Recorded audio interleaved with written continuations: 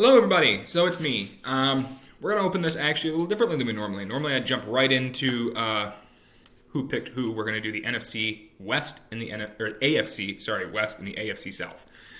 But first, I wanted to make sure that we addressed this. Apparently, there are questions as to whether or not the league is. I want to make sure I say this properly. I believe it was whether or not they're handling the Deshaun Watson case correctly, or whether or not they're allowing the women to really speak on their behalves. I don't remember what I read, but essentially, my understanding is the NFL is having a little bit of a problem with this, which is not surprising when you realize the NFL cares more about money than they do their players. So, not surprising that they want to just sweep this under the rug, kind of like they did with Jameis Winston, his alleged rape allegations coming out of, South Florida. Or who else was it that had Ben Roethlisberger? Or there's one more I'm thinking of. The guy from Oakland. He got drafted by Oakland. At the time they were Oakland, they're now Las Vegas. Darn it, what is his name? Kid came from Ohio State. I can't remember. Corner from Ohio State a couple years ago. He had some allegations of, I don't believe his were rape allegations. I believe his were sexual assault in some manner, were the exact verbiage. And again, they were like, we're just going to sweep that under the rug. I don't remember if it was true or not. Again, I automatically go with, I assume the woman is telling you the truth. Deshaun Watson's are a little weird because they're just now coming out now that he wants out, which is kind of strange. Now, when I say strange, I mean because it seems to be that there were no problems until now that he doesn't want to play there. That's the only thing that seems a little strange. I'm sure the NFL has looked into that. Actually, I'm not sure the NFL has looked into that again. He makes them a lot of money, so I wouldn't be stunned if they didn't care. But, that is kind of alarming. Kind of like with Tiger Woods, there were a bunch of women that he allegedly, I believe I read this somewhere, allegedly he didn't know who they were. But then again, his repertoire was such a large amount that it's like, how can you keep all these women straight? But, it is alarming that this has come out at this time. Unfortunately, like I said, this is a very serious matter. It should be taken seriously. And I'm actually kind of sad that the only thing that's going to happen is they're going to be paid off. Because I'm sure that's not what they're looking for when it comes to the actual justice. I'm sure they don't want to just have money. I'm sure they'd rather see him face some jail time. But because he's an NFL player, that won't happen. Kind of like with the guys that beat their wives and suddenly, poof, nothing happened. Yeah, real interesting. I, of course, am not referring to Ray Rice, where he actually got in trouble. I'm referring to people like Hardy, and there was one other guy. He was an offensive lineman. Nothing ever occurred from that.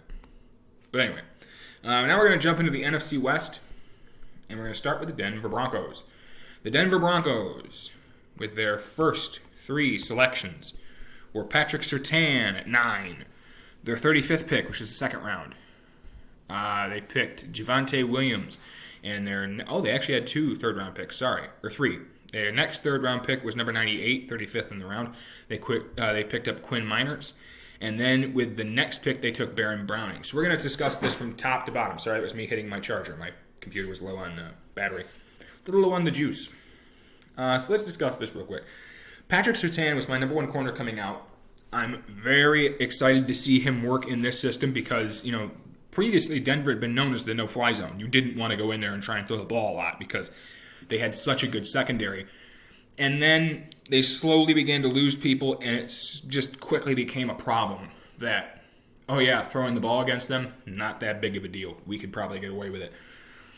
And then last year with the injuries, they were able to just demolish Denver. Most teams that played them were able to handle them pretty easily. So I really like this pick. He's really, really good corner.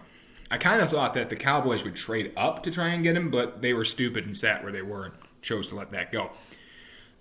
With the second round pick, it was pick number 3 of the round, 35th overall, they took Javonte Williams. I actually really like this pick. They lost Phillip Lindsay, which I didn't understand letting him go at all.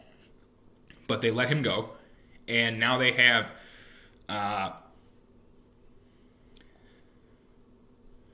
Actually, hang on. Let me pull that up real quick. I can tell you exactly who they have at running back. I know they have Melvin Gordon, but then I was thinking about who else do they have. I'm like, other than Javonte Williams, I actually don't know. Yeah, I'm not going to... Okay, so while talking about Denver, as I Google up to see who all their running backs are, obviously, I would like to mention that there are rumors, I'm not going to put any stock in them, that Denver is going to try to trade for Aaron Rodgers. Look, I don't see Aaron Rodgers leaving. I just don't. I'm sorry. I don't see it happening. I don't see him leaving. I see him complaining about needing some more guaranteed money, them handing it over and him staying. Or he'll retire. Those are the two options. I don't see him going, I'm just going to leave. Not happening. He's definitely, and if he does get traded, he definitely doesn't want to go to Denver. Okay, let's see. They have Levante Bellamy from Western Michigan. He's a speedster.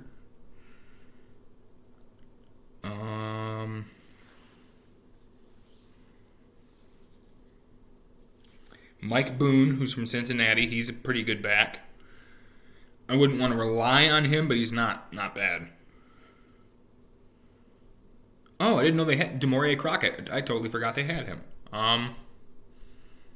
Royce Freeman, Melvin Gordon.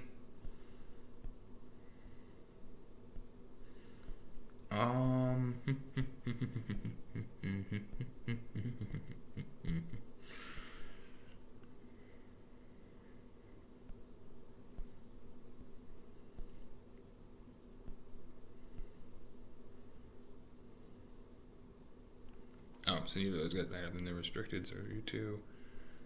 I'm surprised they don't do that.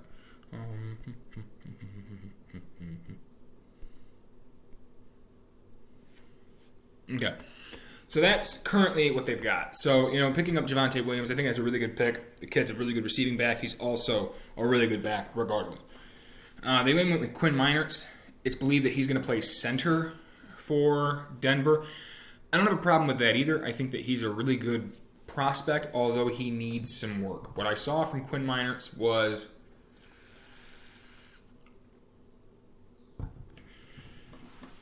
that although he has the ability and decent footwork to block, when you actually turned on tape for the young man, he gets beat quite a bit.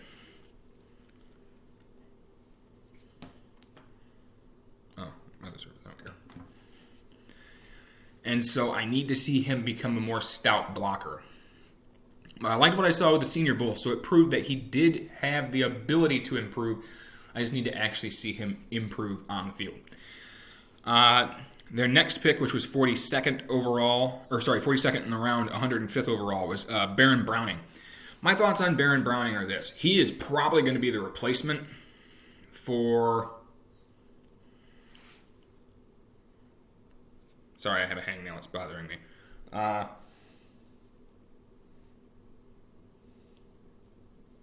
we go. He's probably going to be the replacement for either Von Miller or Bradley Chubb. My first assumption was he's going to be the replacement for Bradley Chubb. But then I went and looked at Von Miller in age and his contract situation. I'm going to pull up his contract real quick. I feel like he's coming up here pretty soon. Pull up his contract.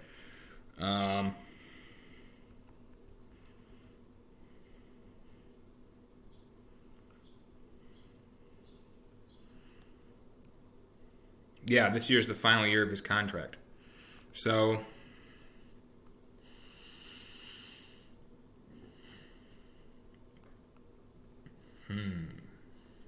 That could be what's going on. I don't know. Again, I'm not in their organization, so I don't know what their plan is. But my thoughts were, hey, if he's getting up there in age and he's thinking about maybe hanging it up, that's a guy you could immediately throw in his spot.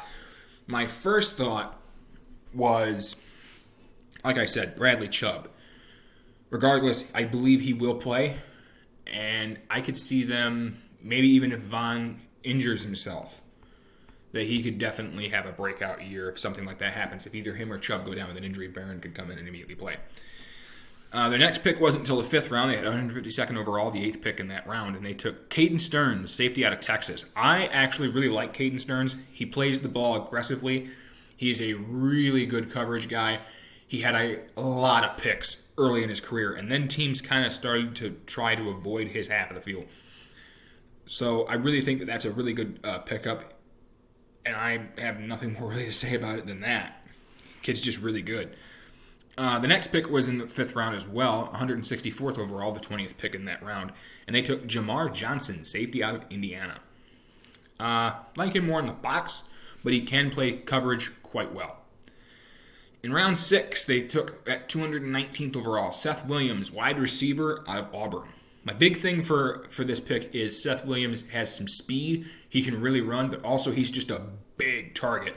And with, I believe I said he's a restricted free agent. Yeah, restricted free agent Tim Patrick sitting there. You now have the possibility to say, hey, if we want to let Tim Patrick walk, we have somebody who is a little bit faster than him, the same size and the same type, and that when we lose him next year, because he's a restricted free agent this year, he'll be unrestricted next year, we don't feel bad about going, hey, sorry, we can't keep you due to cap reasons or whatever. Their next pick was in the 7th round, the 9th pick in that round, the 237th overall, and they took Kerry Vincent, corner out of LSU. I actually think it's Kari Vincent now that I say that. Regardless, Vincent's big thing is this.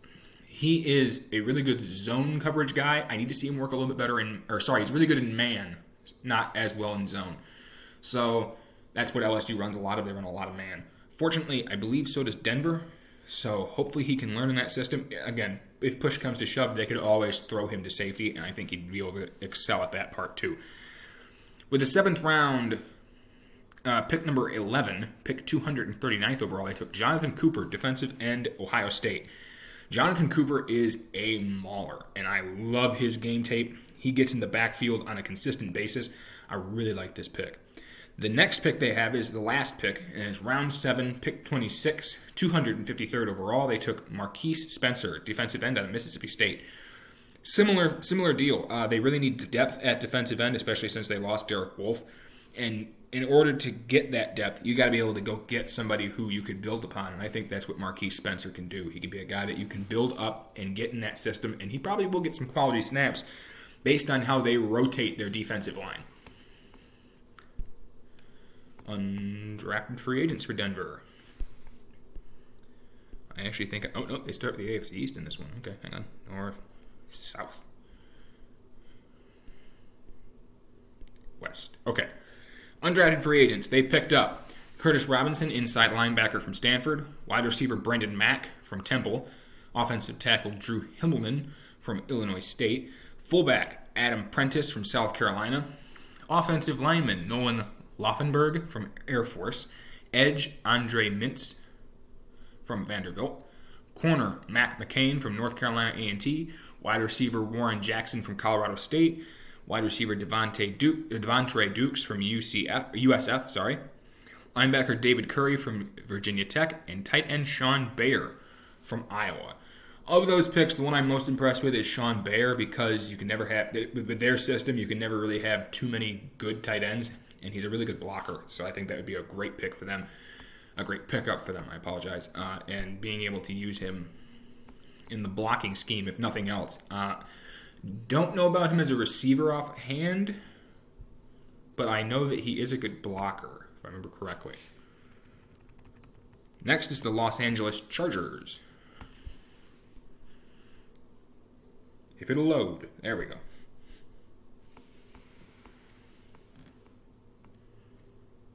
I gotta wait for the video thing that's going to start on here so I can pause it, because otherwise it's going to pop up and cover up half the names when I'm trying to go through the picks. If it would load, that would be fantastic, so I can pause it. Oh, of course, it's going to throw in an ad. Hang on.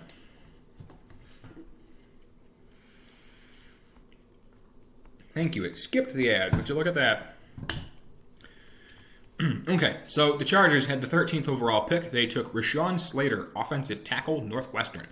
I didn't think Rashawn Slater would fall this far, But I also didn't expect Penei Sewell to fall to Detroit. So they got themselves a very good tackle. And if push comes to shove, they could always throw him to guard if he struggles at tackle. So I think he needs to be at tackle personally. But again, they have a really good player who will play somewhere on that offensive line.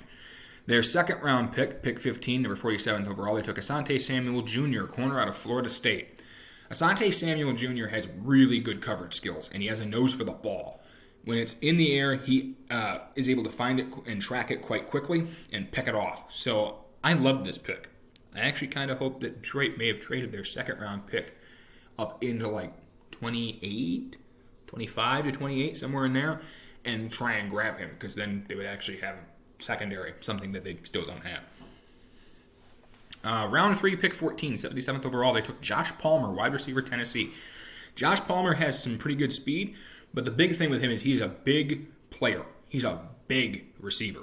And I think that's something that they desperately need. Because other than Mike Williams, they don't have anybody that's really that big, who's tall and long and can go after 50-50s. With the third round, pick 34, 97th overall, they took Trey McKitney, tight end out of Georgia. Now, Trey McKitney mostly blocked for Georgia, but I have a similar perspective on him as I do with Tommy Tremble, which is we know he can block. Tommy Tremble, of course, is light years ahead of any other tight end when it comes to blocking, but we know he can block. Can I release him and use him as a receiver? Because when you watch Georgia use him in the receiving game, it's not a lot of big plays downfield. It's a lot of short stuff. And in those short gains, he showed some explosiveness. And I'd like to see how he can pull that off with the Chargers this year. With the fourth round, pick 13, 118th overall, they took Chris Rump II, edge out of Duke. I think this is a really good pick because their edges are getting a little old. The last time I checked, they had... Actually, he might be gone now that I think about it. Hang on. Let me double check my information before I go ahead and say that. I thought they still had... Because they had Bosa, and then I can't think of his name now, on the other side. Watch, he's going to pop up as I'm talking about him. Nope, he didn't. Darn it, this is really going to bother me. Because I know his name. It's... Hang on. Wait for this to load, because it's going to change where everybody is. No, I don't want getting updates or anything from your company. I don't care.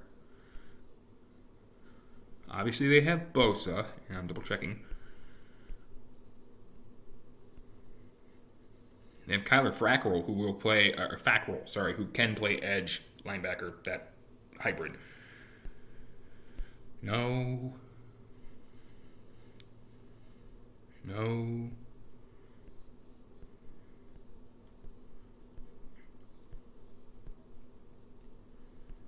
Not who I was thinking of. I mean, obviously they have Kenneth Murray who can play, I don't want to call it edge, but that outside linebacker who slides in and attacks.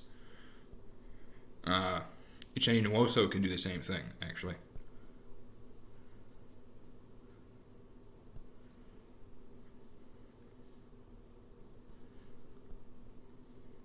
Okay, so I said edge. I'm looking at their actual roster right now, and it says that he is projected to be an outside linebacker. So that's probably going to be that outside linebacker edge type thing, which means I think he is replacing the guy I'm thinking of, if I can think of his name. Drew Tranquil, who's really more of a middle, and Kazir White. So yeah, they lost. I can't think of his name. This is going to drive me insane.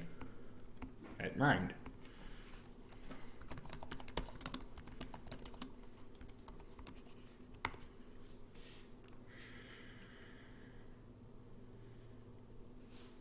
The first name pops up when I Google that is Sean Merriman. I know that that's not who I'm talking about. He's been gone for quite a mile now.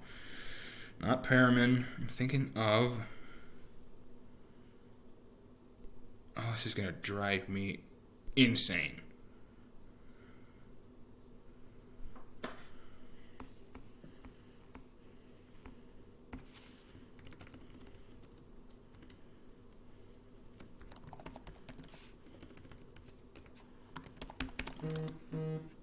Now what? Email, don't care.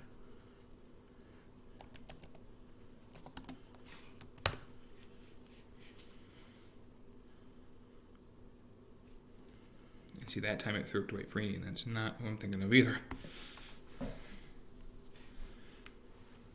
It also threw up, say, Ajwa Tutu, which is not who I'm thinking of either. Melvin Ingram is who I was thinking of. He was probably going to try and replace what Melvin Ingram was able to do for their team. They also had Jeremiah Attachu at that time, which is not who I was thinking of. So that's probably who we'll be trying to replace with him. With the 5th round, pick 15, pick 159 overall, they took Brendan James, offensive tackle from Nebraska. So James, his tape is good. It's not great. And I think that the big thing with him is that they're going to try and create what they want out of him. What I mean by that is he is good at several things, not great at anything. Well, actually, if I were to put him in the great category of anything, I guess run blocking would be the higher end than pass blocking. But the big thing with him is I think they're just going to try and mold him into what they want. I also think he could play a little bit of guard, but I prefer him at tackle. And that they can use him to eventually become the starter at most likely right tackle. Because I assume they're going to put Rashawn Slater at left. Round 6, pick 14, 198th overall, they took Larry Roundtree III, running back out of Missouri. I actually really like Larry Roundtree. He's got some explosiveness. He's got some power. He's a pretty good running back. Round 7, he also can catch. Round 7, pick 13, 241st overall, they took Mark Webb, safety from Georgia. Now we're going to go to their undrafted free agents. And the Chargers took... Oh, boy. They took linebacker Amen Agbanbaniga. I think I'm close. Agbanbaniga. Yeah, that's going to be my guess. It's Ogbong, like bong. That's how it's spelled. Bemiga. I think I'm right. He's out of Oklahoma State. They also took quarterback Ben DeLuca from Charlotte. He'll probably be the backup third stringer. My guess would be third string. Defensive lineman Jared Goldwire from Louisville. Tackle Darius Harper from Cincinnati. Tight end Hunter Campmoyer from Oregon. Kicker Alex Kessman from Pittsburgh. Long snapper Ryan Langan from Georgia Southern. Defensive lineman Forrest Merrill from Arkansas State. Tackle Kyle Spalding from San Diego State. And wide receiver Elijah Stove. So my favorite pick out of that they got for undrafted is actually Elijah Stove. Eli Stove is what you'll probably know him as. When I say Elijah, a lot of people go, I don't know what that is. Eli Stove. If you put on much Auburn tape, you're going to see Eli Stove. He is got some quickness, and he's also got decent hands. They used him a lot in the reverse game when they had Gus Malzahn. And I actually really like Eli Stove. The kid can really play, as well as, like I said, he can burn people with some speed. So that's a really good pickup. All right, let's see. Who would be next? I'm assuming it's Vegas. We're in the L's. Oh, would you look at that? I went past Kansas City. We'll do them last. I didn't realize I went past them because I held it down to go past people. Because I knew there was a bunch of teams that I wasn't going to care that I need to cover right now. Hang on. Once again, waiting for the video to start so I can pause it so it doesn't take up half the names on the board. There we go. All right. The Las Vegas Raiders, with their first pick, 17th overall, they took Alex Leatherwood, offensive tackle, Alabama. Now, I've already gone after them quite a bit for this pick. I'm not going to as much for this one. Look, Alex Leatherwood, at best, was a second-round pick. I hate this pick. I think that, once again, they did what they usually do, which is, he's got a cool name, let's take him. Proving, once again, that the Raiders have no scouting department, and they just make things up as they go. Round 2, pick 11, 43rd overall, they took Trevon Moehrig, safety out of TCU. So, Trevon Moehrig, Now, I've heard Merrig said, but I don't believe that would be how that's pronounced, seeing as how it's M-O-E. So, Morig is how I'm going to say it until I'm corrected by someone other than, ESPN, who are morons, or, trying to think who was the other guy that said it that way. It was somebody from, wasn't the NFL Network. It was somebody who freelances for them, but he actually works for, CBS. No, that's what it was. He used to be at NFL. He was a low-end guy that they went to every once in a while. He went to CBS, and he is awful because it's CBS. But Trevon Moehrig, so I like the pickup of Trevon Moehrig, but my big concern is this. You already have 4 safeties. What'd you get another safety for? I think Moehrig has the higher ceiling and the better upside than the guys you've got, other than the kid from Mississippi State, who is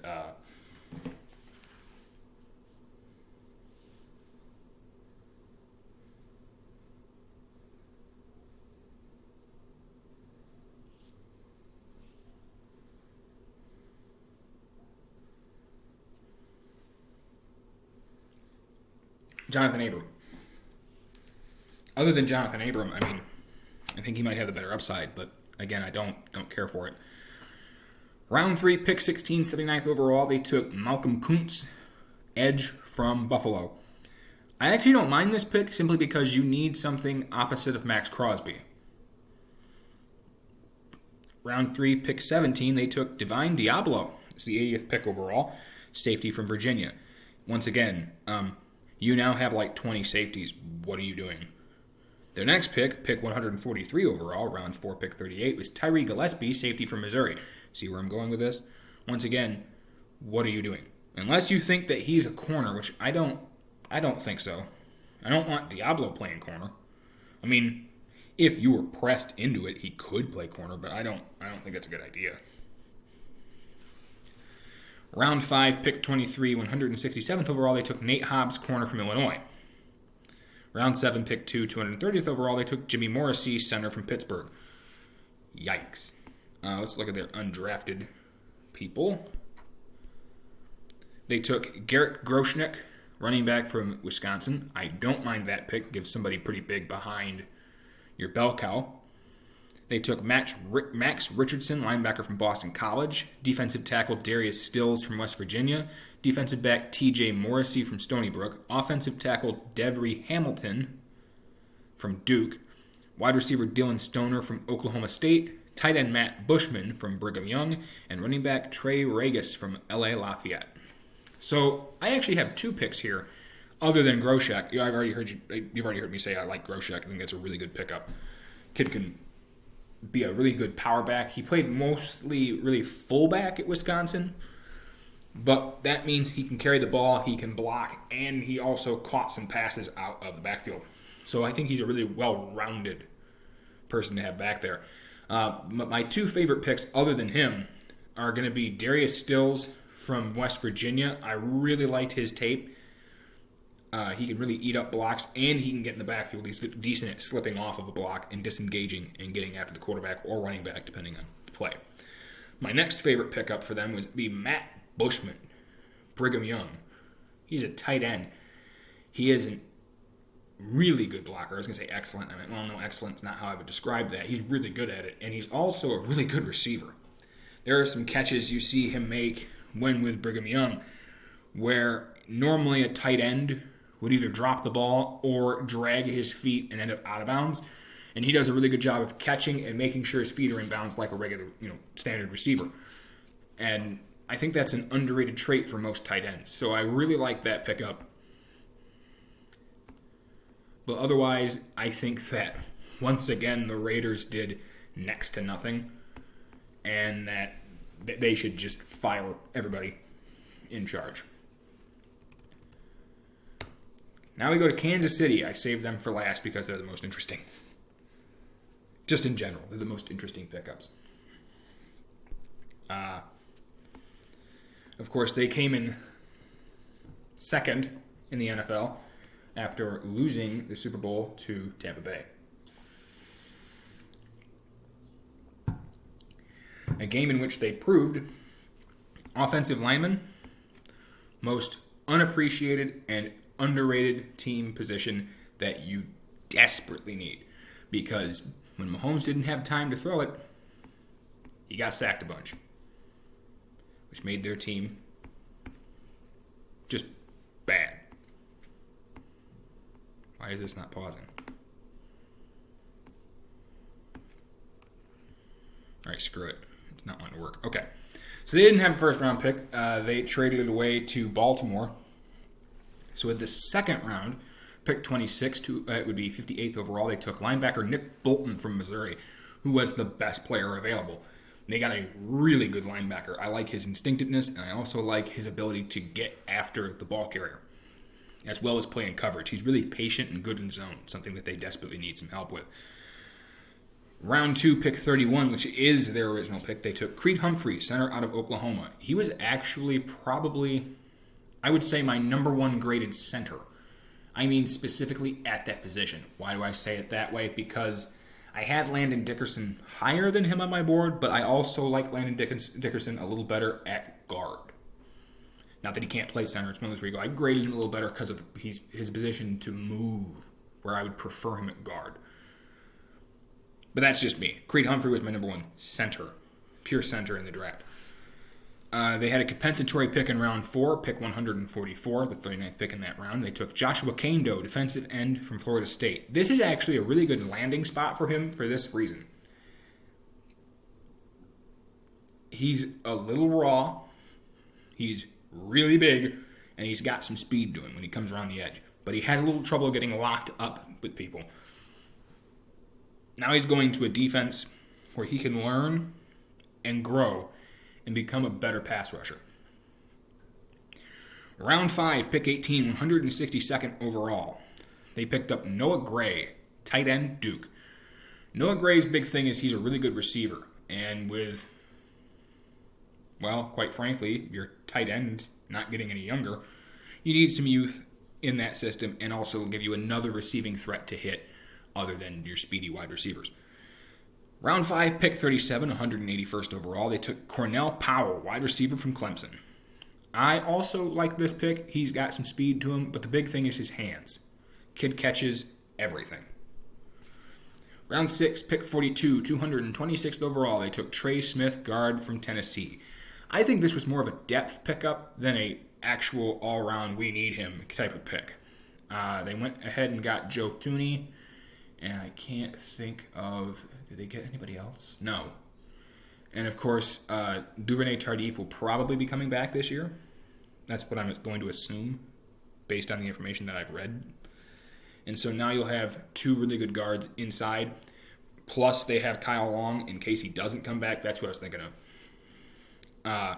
So if Trey Smith can sit behind either of them, he may not have to play immediately, although I would go ahead and put a big red flag on Kyle Long and tell Trey Smith that that's probably where he's going to play. Because I'm pretty sure Kyle Long is going to get hurt early. I just don't have much faith in him, sorry. All right, next, of course, is their undrafted free agents. In the undrafted free agent market, they got quarterback Shane Buechele, SMU. I really like Shane Buechele. The guy can throw the ball. He's got a little bit of athleticism. He's not super athletic, but he's got the ability to scramble away from people. More importantly, he's a really good thrower of the ball. Safety, Devon Key, Western Kentucky. Linebacker, Zane Anderson from BYU, Brigham Young. Cornerback, DiCaprio Bootle. Maybe it's Boutel. I'm not sure. From Nebraska. Cornerback, Marlon Character. I love your last name. From Louisville. Riley Cole, linebacker from South Alabama. And Malik Herring, defensive end from Georgia. My favorite pick, of course, is Shane Buechele. I think that he is underrated when it comes to throwing the ball. He throws a very pretty ball, and I think that he will probably end up doing decent in that backup role, seeing as how you can't rely on Matt Moore and I think they had Chad Henne at one point forever. They're kind of old. All right, now we're going to move on to the AFC South, which is, of course, Tennessee, Indianapolis, all that jazz. All right, hang on.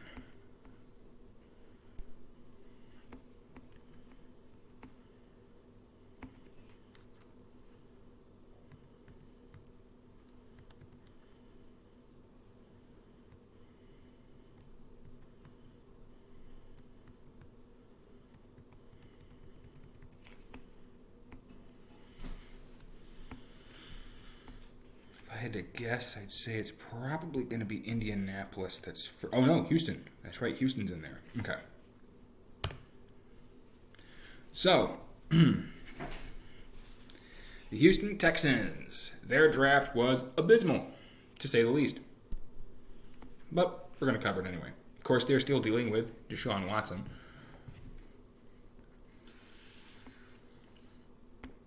And the fallout from that debacle. They did not have a first-round pick or a second-round pick due to the incompetence of their head coach. What I mean by that is he's also GM, so that's why. He's an incompetent moron. Round 3, pick 3 was actually their first pick, 67th overall. They took Davis Mills, quarterback out of Stanford. I do not like this pick one bit. Davis Mills showed flashes with his arm. He's not overly athletic. I don't understand why you drafted him at all. He should have stayed in school. Round 3, pick 26, 89th overall. They took Nico Collins, wide receiver out of Michigan. He's got some decent athleticism. He attacks the ball, and he's really big.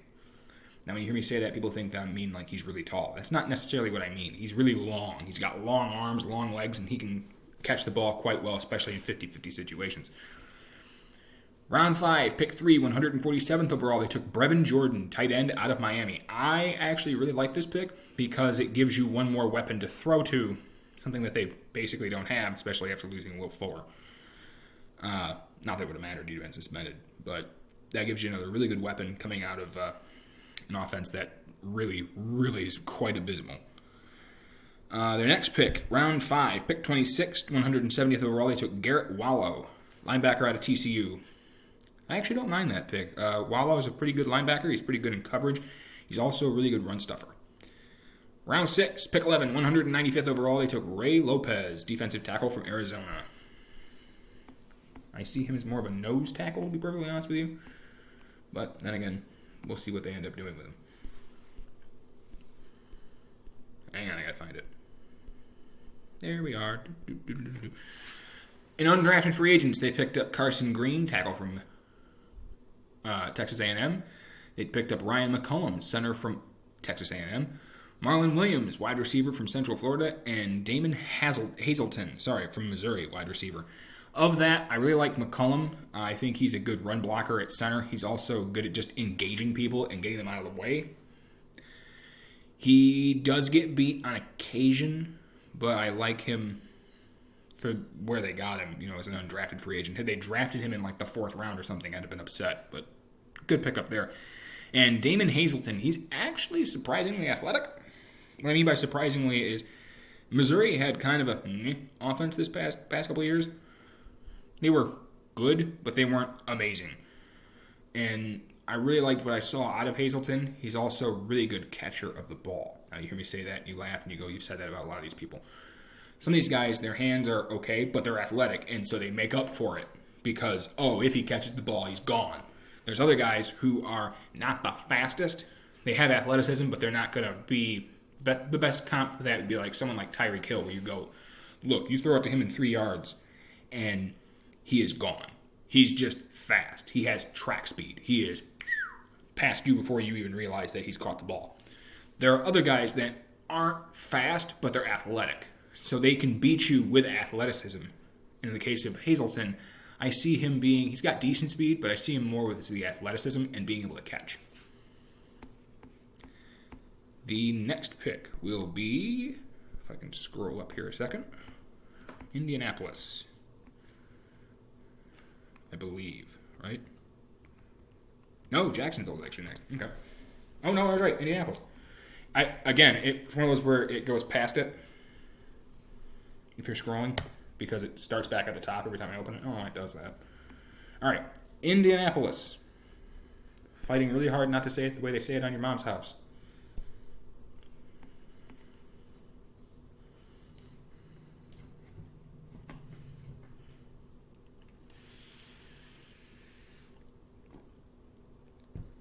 If you hear that high-pitched, like, squeeze coming out of my bottle, there's nothing I can do about that. That's just the straw and how it works.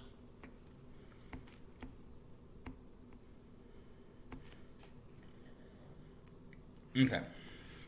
Their first pick was in round 1. Pick 21. They took Kwity Paye, edge out of Michigan. Surprisingly enough, I don't hate this pick. I think Kwity Paye in that system will be helpful, especially because they rely a little bit more on linebackers to get around as opposed to solely defensive ends. Not that he isn't a good player. It's just one of those where you go, he'll get help, where at Michigan he kind of didn't. Round 2, pick 22, 54th overall, they took Deo. I screwed up his name a couple times, so I'm going to make sure I say it right. Odeyingbo, I believe is how you say it. Defensive end from Vanderbilt. Again, never have too many edge guys, and their edge was okay last year. Now you get a really good dual threat there with Paye and Odeyingbo. Why am I screwing up his name? Why do I have trouble with it? There's another guy whose name is Odenegbo, and it's spelled similar. So I want to say that as opposed to Odeyingbo. Their next pick, round 4, pick 22, 127th overall, they took Kylan Granson, tight end out of Southern Methodist. Granson is a really good receiver. His blocking skills need a little polishing, but overall, a really decent pick. Round 5, pick 21, 165th overall, they took Sean Davis, safety out of Florida.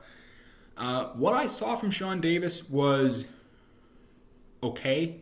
I want to see a little more out of him, and I'm hoping that with a system like the Colts, he's not thrown into the fire immediately, that maybe he can sit for a little bit and learn.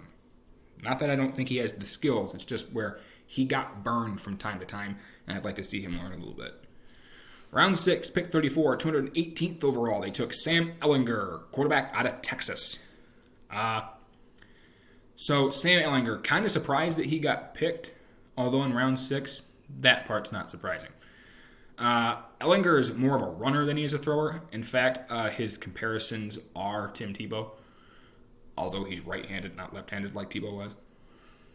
My big thing with this is you get an athlete at quarterback that needs to work a little bit on throwing. Although, at Texas, he did show that he can throw the ball. It's just, he needs to polish it. Again, another guy where you go, he's got skills, needs to work on it. But I think he can get there, especially because he'll be sitting behind a quarterback already, so he's not going to be thrown in and be forced to make plays. Round 7, pick 1, 229th overall, they took Mike Strachan, wide receiver from Charleston. Didn't see a lot of tape of Charleston. In fact, I saw no tape from Charleston, so I don't know much about him, but you can never have too much depth at receiver for a team that likes to throw it quite a bit. Round 7, pick 21, they took Will Freeze, guard from Penn State. Getting some depth at guard, never going to hurt. Of course, they could also try to throw him maybe at center a little bit. Try and give him that swing ability where, hey, if we end up being screwed at one position, I can throw you to the other and not be screwed. Indianapolis picked up Anthony Butler as an undrafted free agent out of Liberty. He's a linebacker. Linebacker Isaiah Kaufusi from Brigham Young. Anybody who knows much about the Kaufusi family knows that, of course, they went to Brigham Young. Running back Deion Jackson from Duke and wide receiver Tariq Black from Texas. Now, I want to double check something before I comment on this.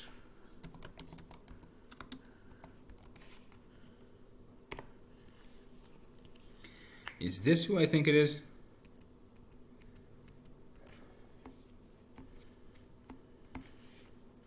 I'm double checking.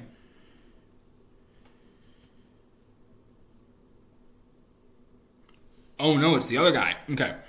This is the guy who enrolled at Michigan. Okay. That's helpful. There was another guy who, I want to say his name was also Tariq Black, and he played for Alabama. And then he transferred from Alabama to Colorado State, I want to say. And I never knew what happened to him. I was like, is it possible that he sat out due to red shirt and then transferred again? I could see that happening. And then maybe, again, another medical redshirt or something along those lines. I'm thinking specifically like that linebacker, can't think of his name, from Michigan, who ended up playing for like 6 years because he kept getting hurt.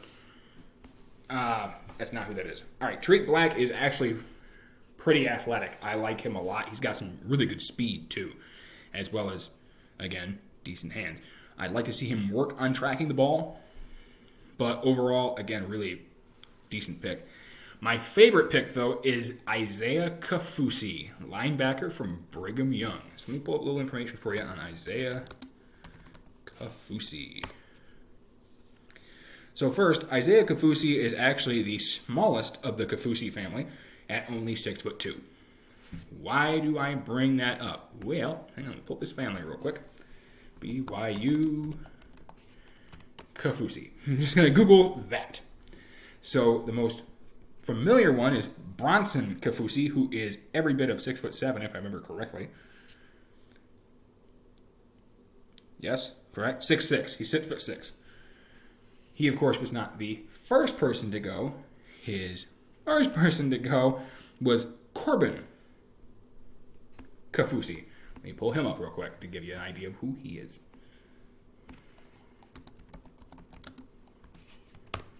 Corbin Kaufusi is 6'9", and at the moment he's an offensive tackle for San Francisco. Really, even to offensive tackle? He used to be a defensive end. Yeah. See what I'm going with about how he's their cousin, but this is where you go. He's the short one in the family. And then there was one more, if I remember correctly. It's Devin, right? Yeah. And Devin Kaufusi, I believe, plays for the Browns. I could be wrong.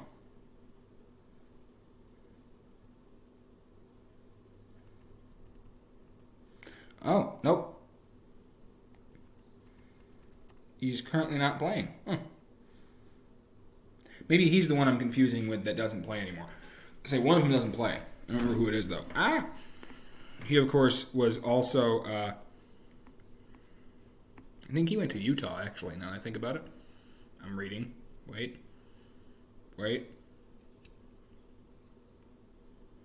That says Provo. That would be... Yeah, he played for Utah, not BYU. He's the outlier. But the Kaufusis all come from a really good line of defensive, offensive players. One of the big ones, of course, being the fact that they're all freaking huge. But the big one with Isaiah is he's actually really decent in coverage, zone coverage especially, and he's good at getting after the ball, something that BYU did extremely well this year. If you turn on BYU tape, the big one is the offense is electric. Now, I know people are going to say, he didn't play anybody. I know. But when you watch their offense for the last 2-3 years, they do make plays. They were good. And then you have a defense that just shut people down. So, overall, I like that pick. I really do, especially because it's one more Kaufusi in the NFL. In a long line of them. All right, next is the Jacksonville Jaguars. Hang on, let me keep scrolling. There we go. Open up the thingy. If it throws me back to Green Bay, I swear. Okay, it didn't that time. The last couple times it's been like, do you mean Green Bay? And I'm like, no. Or once it went to Buffalo. And I was like, that's like 8 names up from where I am. All right, Jacksonville. So the Jacksonville Jaguars had the first pick. Do I need to tell you who they took?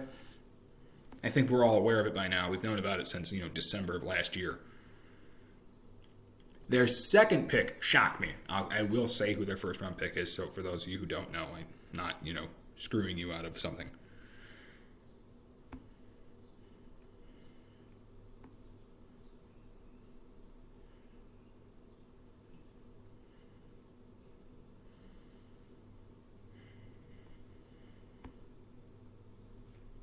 All right.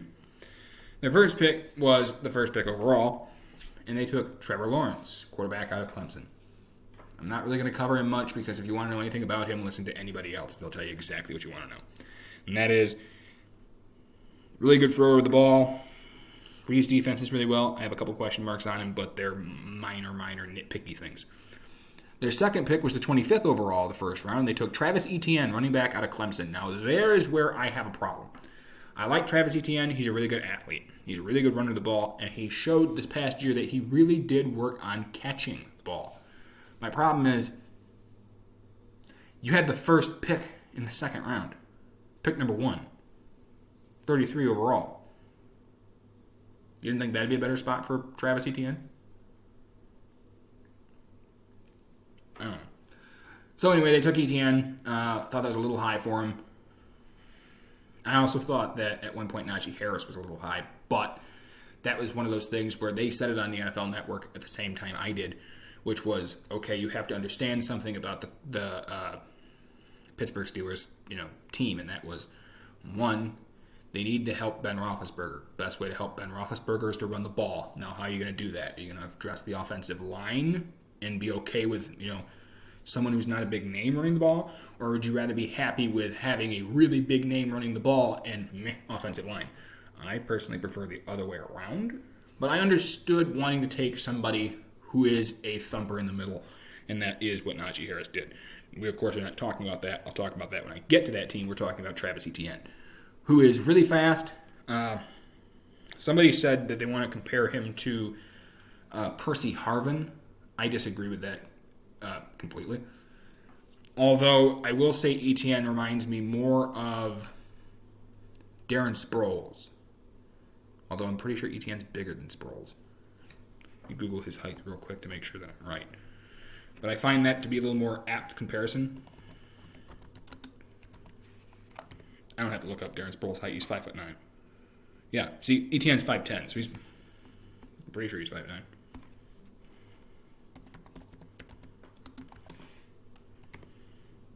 I correct? 5'6". He's 5'6". Okay, so he's significantly bigger. For some reason, I thought he was like 5'9", 5'8". He's 5'6". Anyway, and no, he's not the shortest player. Anyway, I thought that was more apt comparison. Really fast, can catch the ball out of the backfield. Could be more of a receiving back than probably your typical, 4-down runner. Although they could use him as that. I think that you've already got James Robinson, and that he should be your rotational type guy. Rotate him and Etienne a lot because both of them do similar things. Anyway, round 2, pick 1, 33rd overall. They took Tyson Campbell, corner out of Georgia. I thought that he was the better corner coming out of Georgia. But I'm going to go ahead and say this. They needed a corner, they needed defense, and they got one. Round 2, pick 13, 45th overall. They took Walker Little, offensive tackle out of Stanford. Walker Little is not little. He's very, very big. He's like 6'7", 6'8", something like that. He's a mountain of a human being. And I thought this was actually a really good pick. Now, I don't care for Walker Little personally, but that's because I thought he has a lot of mechanical issues. But if you can take him and teach him, which Urban Meyer can, to be better at those mechanical things, which are fixable, he can become a really good tackle because he's really big and really has really long arms. I don't know if I've explained that or not to people who don't know what that means. What I mean is when he has really long arms. So if I'm an offensive tackle or guard, offensive lineman in general, when I'm set and ready to accept the defensive player coming at me, I have to be able to block you off with my hands. Now, with people with shorter arms, that's a bit of a problem because I can get around you because if you have gator arms, I can't block you as well. Where if I have longer arms, I can extend and get a hold of the defensive player and get him out of the way or hold him up and cause him to go backwards. That's why it's good to have longer arms. Think of it like in, a receiver. I'll use this the analogy of like a receiver.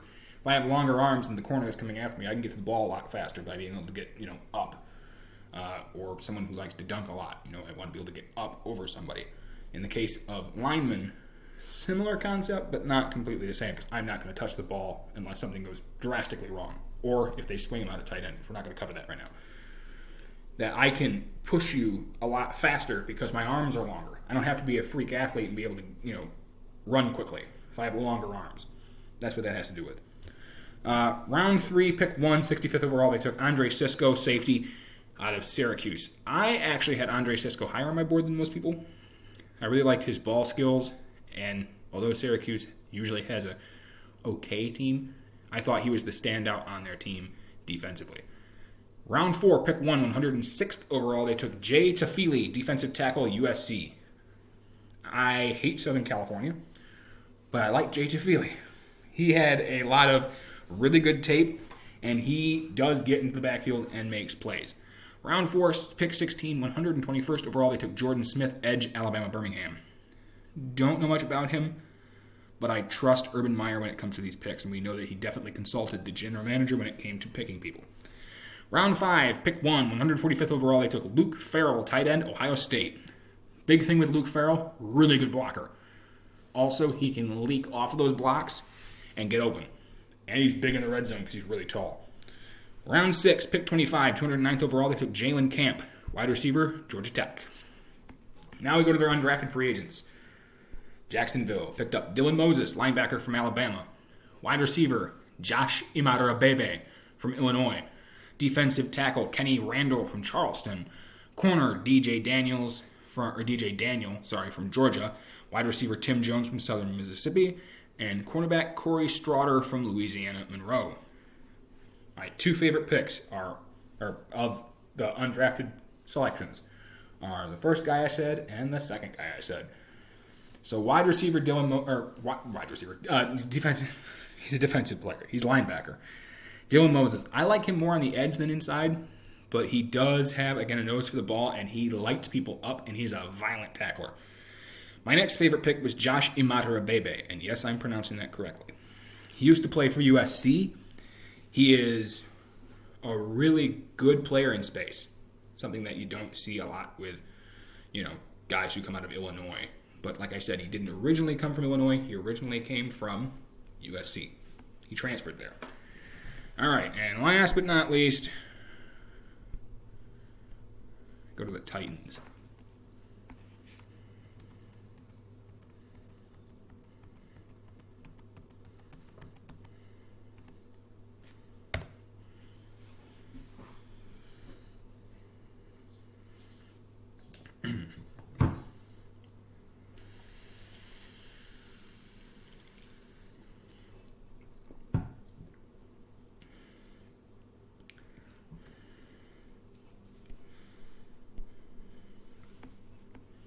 Of course, the big news with Tennessee was actually coming out of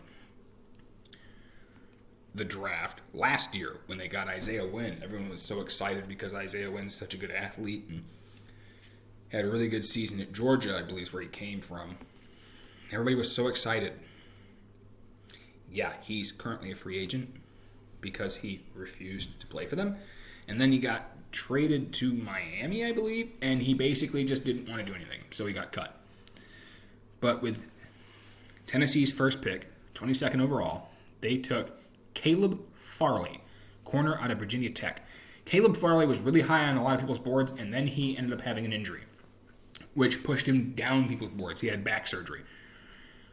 Based on the information that I had received and I had read, what I mean by I had received, I mean that I read it from somebody else. I wish I was that tapped in, but no. Was that, according to everybody that I'd read from, his back was fine. He had surgery on it. He was recovering fine. He'd be fine by the time the season started. Apparently, not everybody was on the same page about that, so he fell down the board a bit. But I had him as my number 2 corner, just ahead slightly of J.C. Horn. The reason I had him just slightly ahead of J.C. Horn is because although J.C. Horn's the more aggressive guy to go after the ball, he can get burned from time to time doing that. Their next pick was pick 21 in round 2, 53rd overall. They took Dylan Radens, offensive tackle, North Dakota State. I actually really like this pick at that spot. A lot of the big-name tackles were off the board, and Dylan Radens is a heck of a blocker. Round 3, pick 29, 92nd overall, they took Monty Rice, linebacker from Georgia. The big thing with Monty Rice is this. He is a run stuffer. I don't want him in coverage. I want him to fire up the middle and tackle people, which is what he'll be doing. Round 3, pick 37, 100th overall. They took Elijah Molden, corner from Washington. I had Elijah Molden probably as my 6th corner. I expected him to go higher than this, but since he was sitting there, it's a great pick. Round 4, pick 4, 109th overall, they took Dez Fitzpatrick from Louisville. Round 4, pick 30, 135th overall, they took Rashad Weaver. Round 6, pick 21, 205th overall, they took Racey McMath, wide receiver from LSU. And their last pick, round 6, 31st, 215th overall, they took Brady Breeze, safety from Oregon. Underrated player. I'm trying to fly through this because I know I've been on here for a minute. The Tennessee Titans, their undrafted pickups were defensive tackle Naquan Jones from Michigan State, fullback Torrey Carter from LSU, tight end Miller Forstall from Alabama, offensive guard Cole Banwart from Iowa, kicker Blake Hobbiel from Ohio State, tight end Briley Moore from Kansas State, defensive lineman Justice Reed, Virginia Tech, and offensive lineman Chandon Herrig from BYU. My favorite pickup for that is going to be Naquan Jones. He's my number one on the list. I'm going to name 2 that I really liked. Naquan is surprisingly good, considering that he came from a defensive line that had been pretty banged up in Michigan State. But I liked what he can do, and that is basically eat people. Now, when you hear me say that, what I mean is he eats blockers. If I'm going to push you backwards, eventually somebody else on the offensive line is going to have to notice that I'm shoving you around, something he's very good at, which means another lineman is going to have to double-team Naquan Jones. You do that, edges can get open, or linebackers can slide through and hit the quarterback, which is something that I'm expecting Monty Rice to be able to do. The next one's going to be Miller Forstall. As much as I don't like Alabama, Miller Forstall is a really good player. He is a surprisingly good catcher of the ball, but mostly blocking. That's something I expect him to do a lot of. All right, been on here for like an hour, right? An hour and 1 minute. Look at that. I was almost... Anyway, I know this was really long. I'll try to get through it faster next time. I just had a lot to say. Next, I will do... Let's see, I did the West and the South, so we'll do the North and the East next. I will see you guys tomorrow. Hopefully you have yourselves a lovely day. Bye.